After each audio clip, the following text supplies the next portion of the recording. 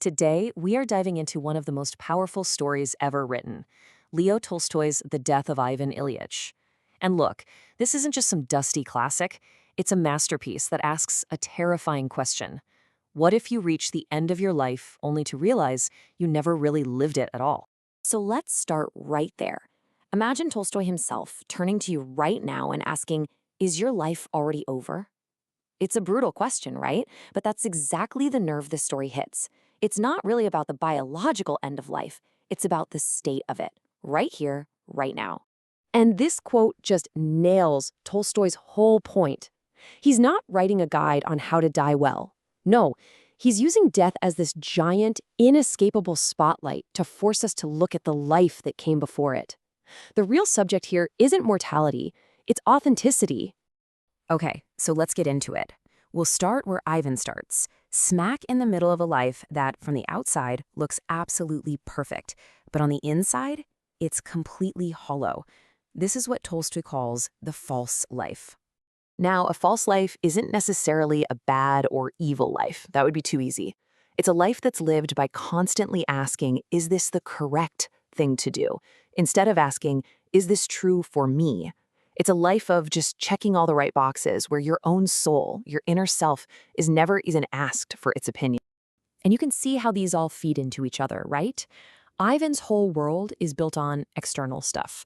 His rank, what people think of him, doing what's proper. Real things like love and authenticity are always put off for later. He's always living in what one scholar calls anticipatory time, just waiting for the next promotion, the next bit of success.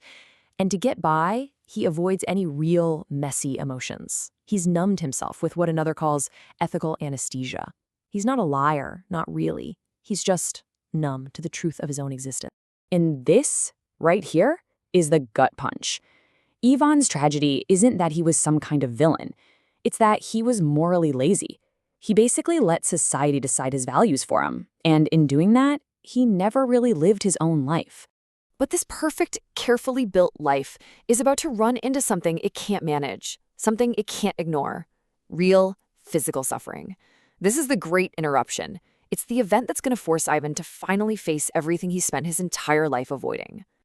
So why is pain the thing that changes everything? Well, think about it. As long as we're comfortable, it's pretty easy to keep our illusions going. We can mistake our routines for real meaning. But suffering, it just shatters that comfort. It's this raw, undeniable truth that makes all our polite little lies and social games feel completely ridiculous. And this isn't some magical aha moment. It's a slow, brutal process. First, the pain just demolishes the story Ivan told himself about his successful life. Then, it traps him in the present moment, the one place he's always tried to escape. His pain becomes this intensely private thing, and it isolates him because his friends and family, they just don't have the words for this kind of raw reality. And finally, the truth doesn't win him over with a good argument. It wins by attrition. The pain just wears down all his defenses until there's nothing left but the truth. Now, in this world that's just drowning in lies and pretending, Tolstoy gives us one character who is a beacon of truth, the peasant servant, Gerasim. He's the only person in the whole story who doesn't need a crisis to see things as they really are. I mean, the contrast between their worlds is just so stark. Ivan's life is all about evasion, talking in abstractions and performance. Gerasim's world? It's about honesty, being present, and simple, direct action. He doesn't talk about being compassionate. He literally holds Ivan's legs up on his shoulders to make him comfortable. He just does what is needed. When Gerasim says this, it sounds harsh, doesn't it? But in the story, it's probably the most compassionate thing anyone says to Ivan. It's compassion without the fluff.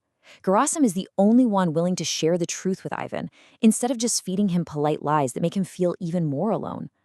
So why does this profound truth come from a simple peasant? Because Gerasim's power is in what he lacks. He hasn't been educated in the fine art of self-deception that defines everyone else in Ivan's life. He hasn't learned to pretend that rank makes you a better person or that propriety is the same as goodness. His vision is clear because his life is direct. But even Gerasim's honesty can't completely stop Ivan's terror. In fact, it kind of sharpens it because it forces Ivan to finally face the real source of his agony. This is the question Tolstoy drills down on. As Ivan is lying there, literally screaming for 3 days straight, what is he really terrified of? It's not just about ceasing to exist, it's something so much worse. One way to think about it comes from the work of Ernest Becker. He'd probably say Ivan is having an existential panic attack. His whole identity, judge, husband, a man of high society, it was all built on these fragile social labels. And death? Death just comes along and wipes the whole board clean, showing him the nothingness that was underneath all along. And then you have this layer of what the psychiatrist Irvin Yalom might call the unbearable pain of regret. It's the anguish of all the love he never showed, all the authentic choices he was too afraid to make. It's the horror of realizing his suffering is completely meaningless, and that is almost too much for a person to bear. And maybe the deepest, most painful layer of all is what the cultural theorist Svetlana Boym gets at.